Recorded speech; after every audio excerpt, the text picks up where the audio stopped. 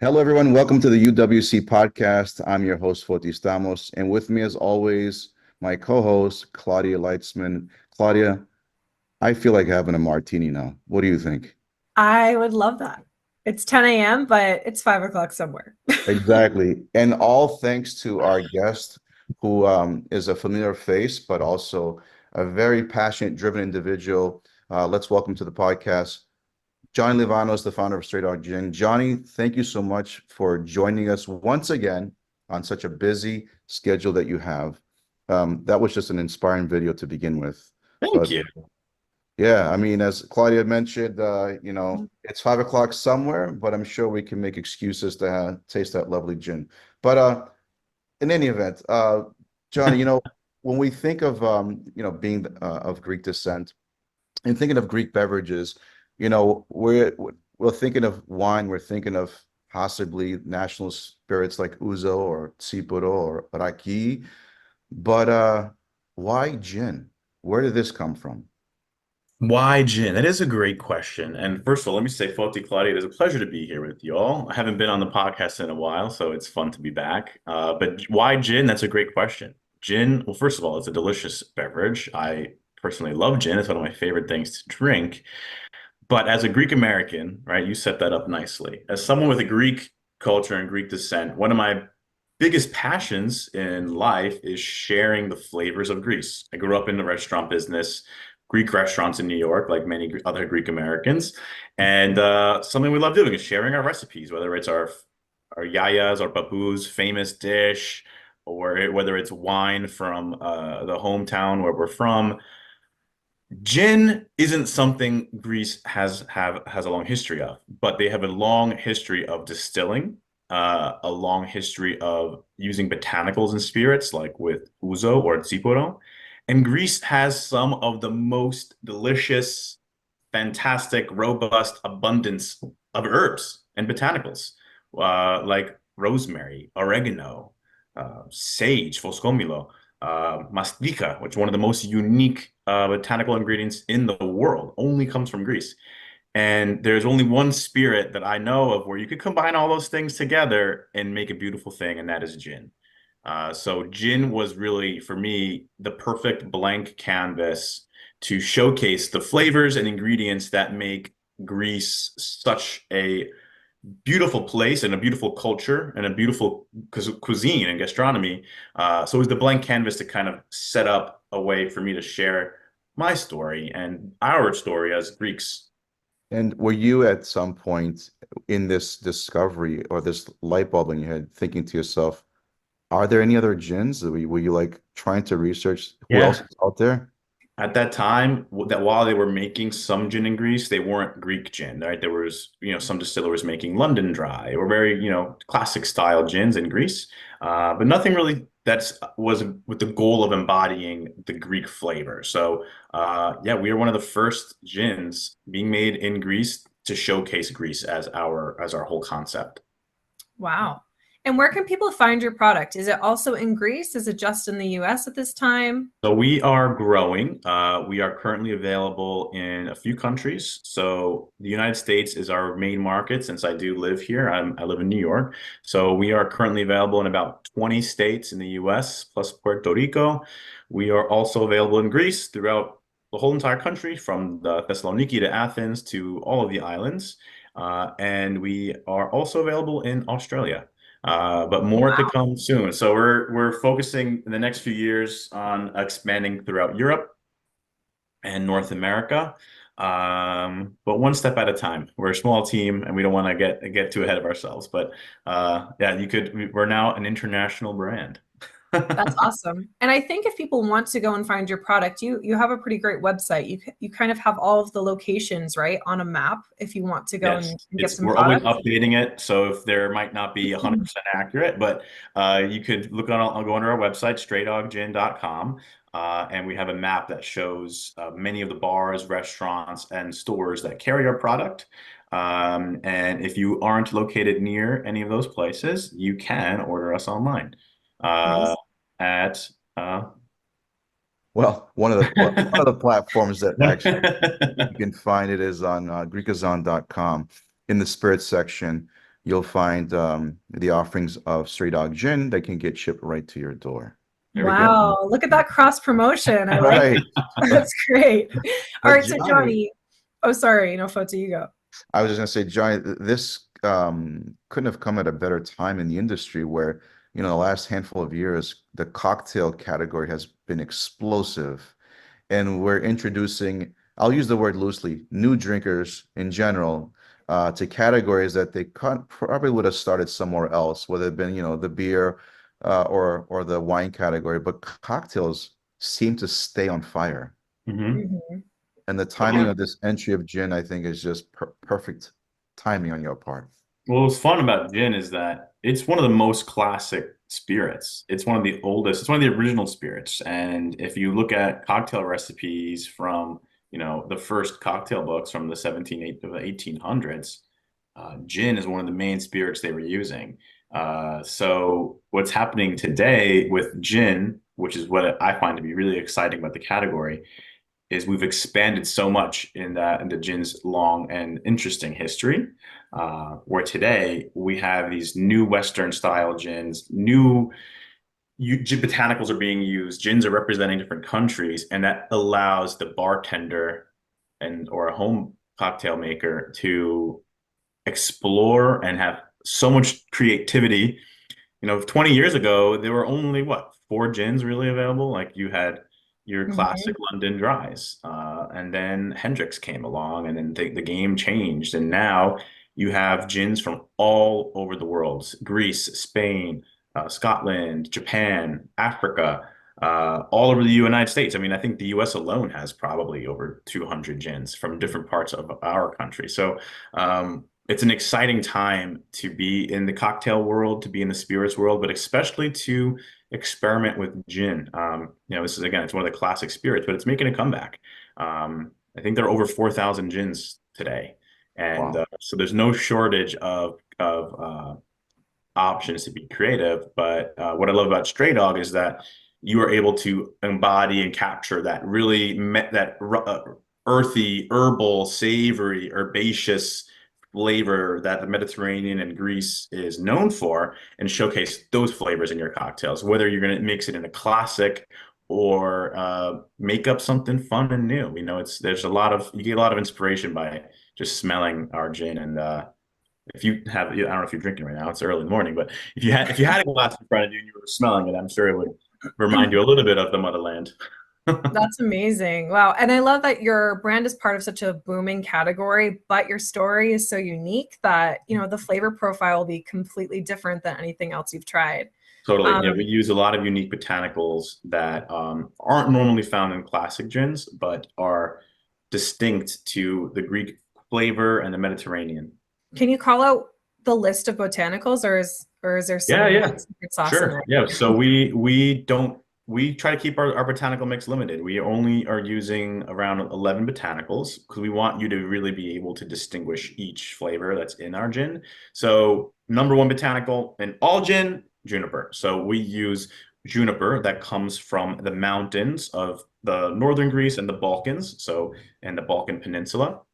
And then the botanicals that are for me the most special are wild sage, wild rosemary, and wild bay leaf. Those are sourced Mm, around the Greece and the mountains of northern Greece.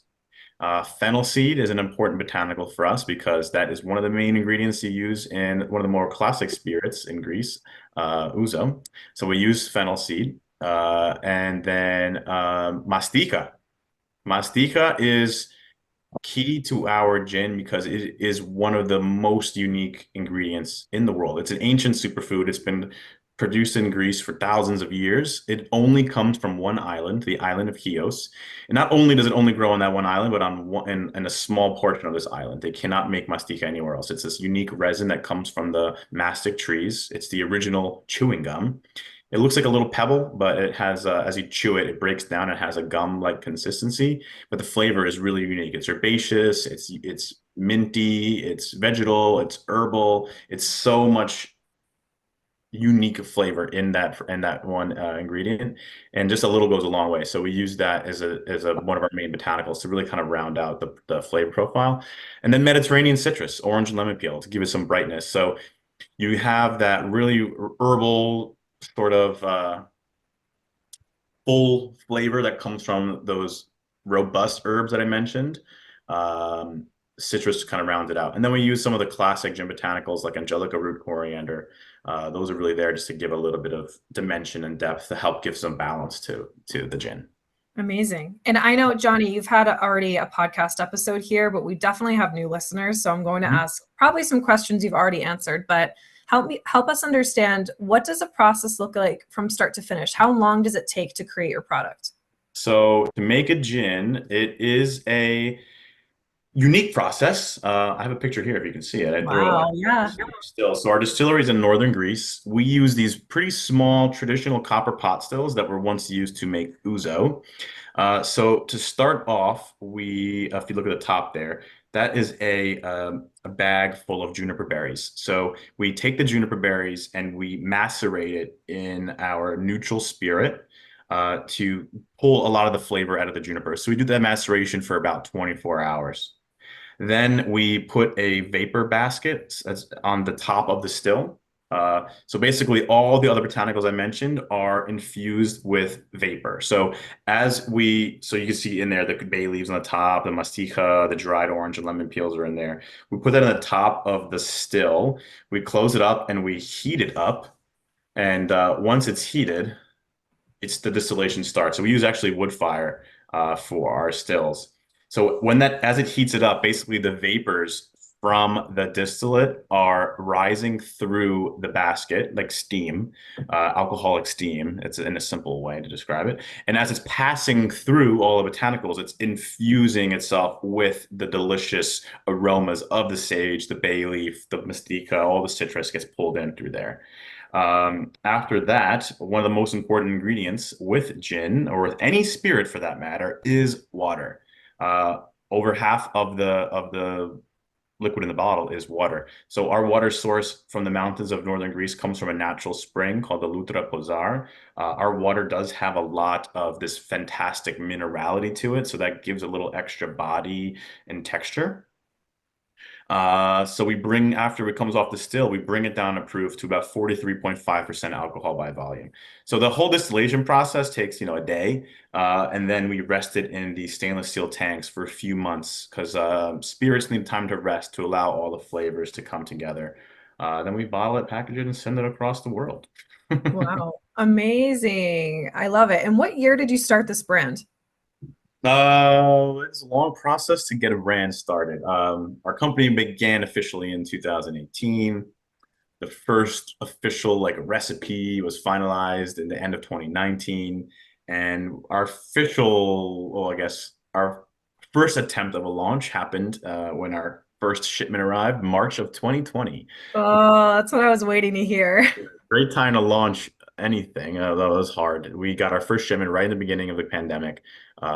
So our launch wasn't really according to plan, but it was still good. We then ended up launching more online. Actually, Foti was a big help there because we were doing cocktail classes and having online presence. So that Nice. was our launch. But I guess, our official launch was really 2021, Okay. where that was when we got to be in bars again and got to be in restaurants and got to see bartenders play with it and make cocktails. Because that's the whole part of my making a gin was to get people to experiment with it. I come from a bartending and restaurant background. So as much as I love being in stores and retails, I love seeing the bartenders really come to life and experiment with the product. So that was really, I think, the real true launch of the gin. Yeah, that makes sense. I mean, and your product is so unique. Again, this isn't just like a classic gin and tonic situation here. You're offering a very unique product that really embodies the flavors of Greece. So naturally with that, there needs to be some sort of experimenting in the restaurant world. Right. So now that you've had a few years of kind of having your product in the real world, what are you seeing people doing and how are people being creative with your product in restaurants that maybe our listeners can try and experiment with at home? Sure. So the fact that our gin is more savory, herbal, and full-bodied, it lends itself to cocktails in a lot of unique ways. So that herbaceous essence really lends well to more stirred bitter cocktails like a Negroni, because I think our gin really holds up very well against Campari and Savermouth. I think a lot of gin sometimes get lost in a Negroni. You don't necessarily taste the gin. You're tasting the Campari. Right? That Campari is such a strong modifier. You need to have a gin that is strong too. So our flavors are great in that. I have seen some really fun savory martinis. Think about a martini is one of the the most important savory cocktails. People mixing olive juice in a martini, like that's how many other drinks are really have that savory, salty backbone. So the ingredients we have in our gin lend really well to complementing either olive brine or a dirty martini for sure. We've seen some fun experimentations adding, things like instead of olives using Kalamata, regular like Spanish olives using Greek olives, Kalamata olives, stuffing olives with feta cheese to play along with the Greek flavors. I have seen some bartenders even do like a sardine stuffed or anchovy stuffed olive or caviar stuffed olives, incorporating another briny, savory ingredient into a cocktail. So, and a lot of cocktails sometimes incorporate, this food element to it. And Stray Dog was really inspired by food and those ingredients. So I love seeing people play with that. Then I will say, having a savory ingredient pairs well with fruit, right? Like sometimes you want to make a drink with grapefruit or strawberry or watermelon, but you don't want it to be a sweet cocktail, but you love the flavors of fruit. Using Stray Dog is a way to really balance with a contrasting flavor pairing. Pairing that herbal with grapefruit for me is like the best combination. So we do see some people mixing Stray Dog with grapefruit soda, which is delicious. We have a cocktail in New York at one of the rooftop bars that's using freshly squeezed watermelon juice, mastica, and Stray Dog. And the Stray Dog just lends itself really well to complementing those more fruity flavors. So there's a lot of different ways you can go, but it's mainly when you're trying to incorporate that herbal savory note or that herbaceousness, that bright tones from the herbs. I think that's where we come in as a really fun gin for cocktails. Nice. And how do you like to drink your drink at home? How is it served usually? Oh, it depends. I mean, I hate squeezing lemons at home, so I do like simple cocktails, like a gin and tonic. For me, is one of my favorites because I have an herb garden. I could just pick some herbs from my garden, throw it in the glass, top it off with tonic water, and it's so easy to make at home. If you can get Mediterranean tonic, like the 3 cents Mediterranean, sorry, 3 cents Aegean, or Fever What's Tree the Mediterranean difference? tonic. Well, their classic tonic is just, quinine and some citrus, and then there are so many different tonic flavors out there now. So some brands like Fever Tree has a Mediterranean tonic. 3 Cents is a tonic from Greece called Aegean tonic. They're using ingredients like basil and rosemary and cucumber. So it's, you still have that quinine bitterness that all tonic has, but then adding in other botanicals that lend really well to using with the flavors of our gin. So that's fun. But my wife, when she's making it, she at home, she just likes like straight up club soda, a splash of lime. That's it. So there's really no wrong way to drink it. My grandfather, he's probably one of the biggest fans of Stray Dog for many reasons, but I switched him. I got him off of Uzo, and he's now drinking Stray Dog. He loves just having it on the rocks. That's it, like on the rocks with a lemon twist, because it is very smooth. That's one thing I think if you try Straight Up, you realize it is a very smooth gin.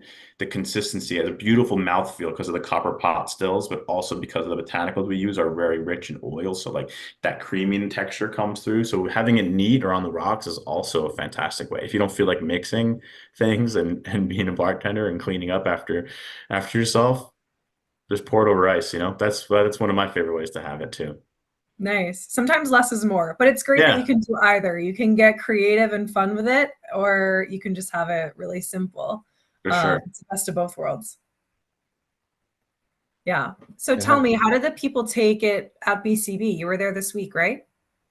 So BCB was this week. For those of you who aren't familiar with BCB, it's a bar convent Brooklyn. It's a bar convention now, and I think it's fifth or sixth year in Brooklyn. Originally, it was in Berlin. So the Brooklyn one is the offshoot of the Berlin show. There were over 260 brands there. It's a great way to see what's happening in the industry, connect with other brand owners and brand managers, and see some really cool things. I mean, there's so much excitement in the industry. And I was really proud and fortunate to be included on this awesome panel where we got to discuss terroir and gin. So that was something, that's a subject I've been kind of passionate about. Terroir is a unique concept. And for those of you who aren't familiar with terroir, terroir is a term I think you mainly hear discussed in wine, where you are where it basically terroir is the discussion of the land, meaning like the soil, the slope of the hill, of the valley, the sun exposure, the cloud cover, the microclimate, that weather of that area, and the interaction of the hand of the maker. All these factors play a role in the taste of the final product. And with wine, it is pretty apparent because wine is just one ingredient. It's just grapes. So the grapes take on the flavor of all the things that go into it, nature. Um, Terroir can be expressed in spirits too. You mainly talk about this with some agave-based spirits like mezcal, because they are, again, one ingredient. It's just agave. It's coming from this unique place with unique soil. Gin is not something you typically would talk about terroir because most gins, classic gins, they're importing ingredients from all over the world to make gin. So you think about London Dry Gin, the English, because of the East India trading company. I think that's what it's called.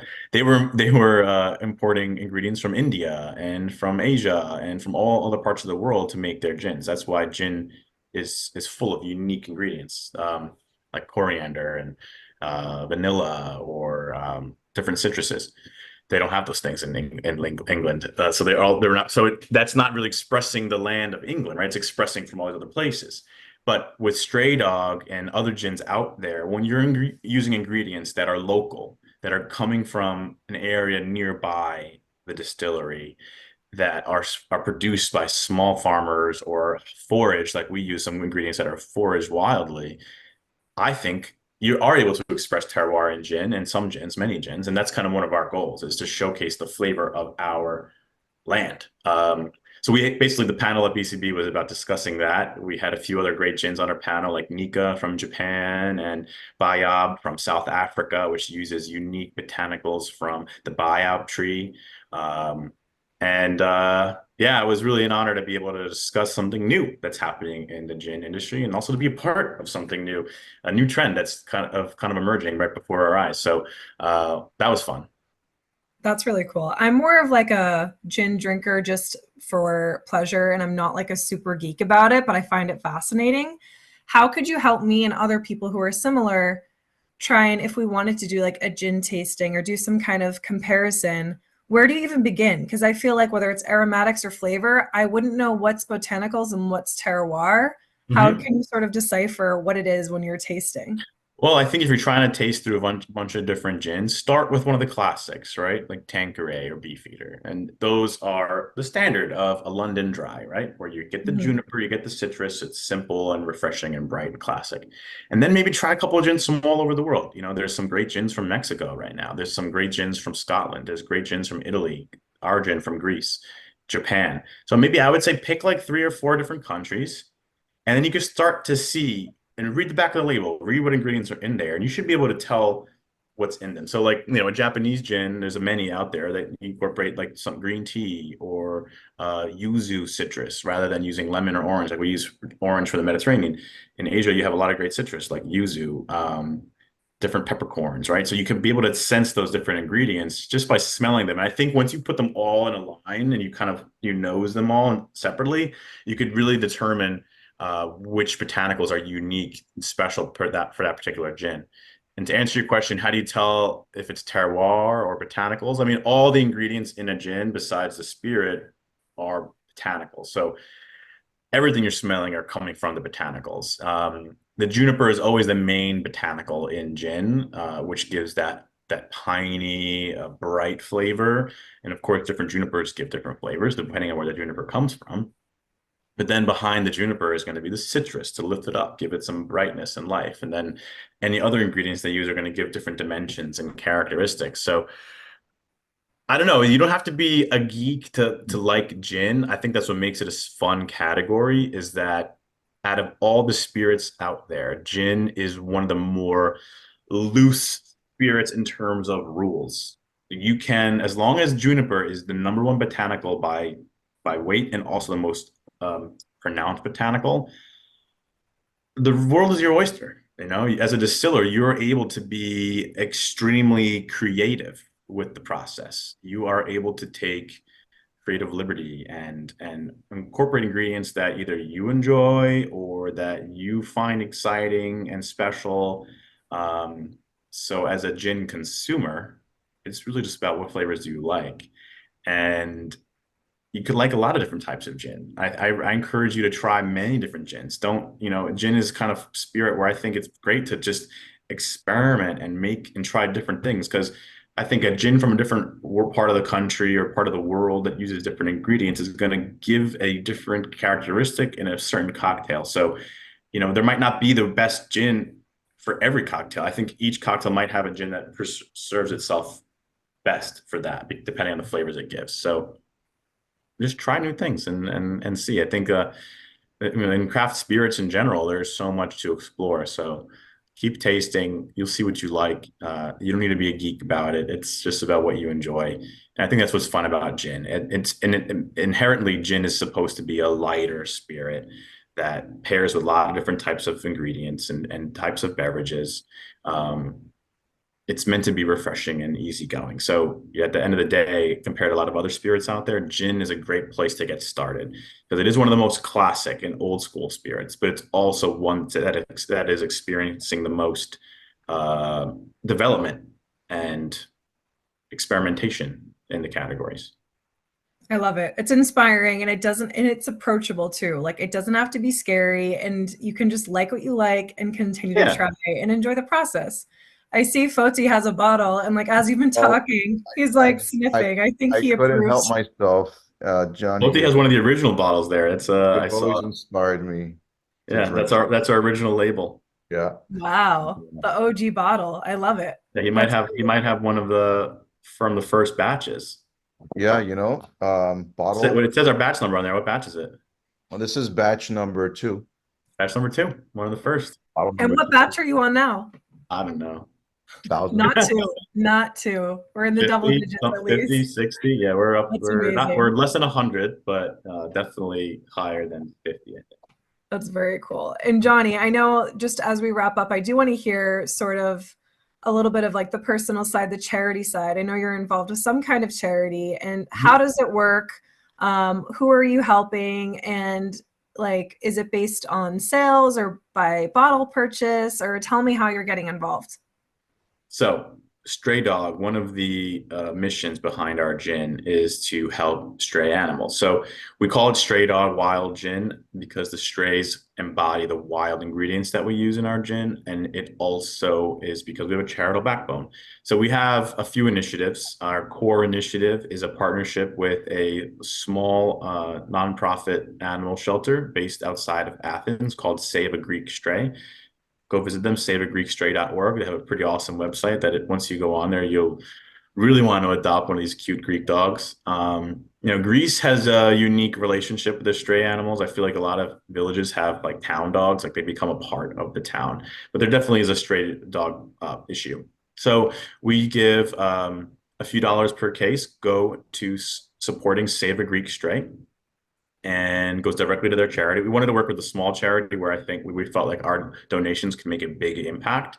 And to this day, our donations have helped feed, house, and provide medicine and neutering and spaying to over 300 dogs in Greece. And then beyond that, we do like to work with local charities in different markets. Once we get into a different state or city, we try to find local shelters that want to partner with us. So we've done a few initiatives called Stray Dog Week, where a particular participating bar could put a cocktail on the menu and we could give $1 to a local animal shelter of their choice per cocktail sold. So we've done a few things like that, more local grassroots style initiatives. But we always try to make a impact with our furry friends out there. So that's been a big initiative of something something we've been proud to spearhead since the beginning of our brand. Oh, that's amazing. Who doesn't want to like drink gin and help Right. dogs? Count me in. I love it. I'll make sure we put the link of the charity in the description of the podcast for Sure. anyone who's interested and wants to look into it. Yeah, But they're that's great. You amazing. know, they were huge. There was, last few years there were wildfires in Greece, and some of them actually went close to their area. So they help other animals too, not just dogs. They help cats.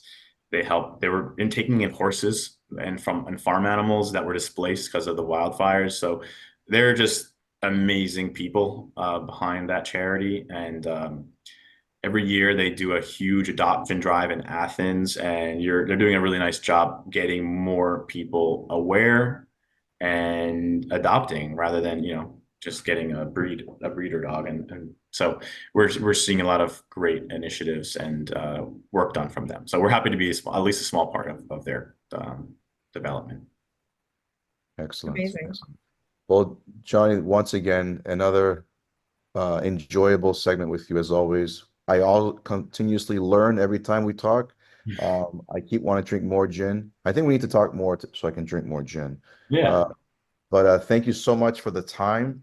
I want to thank Claudia. If you have any last minute closing comments or remarks, Claudia, for us. No, no comments. Just super excited and inspiring too, because again, wine is more my area of expertise, but I'm definitely a fan of gin. And this is just a reminder to continue to expand and try new things and have fun with it. For Excellent. sure. Excellent. Well, we wanted to thank once again, Johnny. Thank you so much, Claudia. Thank you for the inclusion of your great inspiration to these segments. Yamas, till next time. Thank you for Cheers. watching, everyone. Take care. Cheers. Thanks.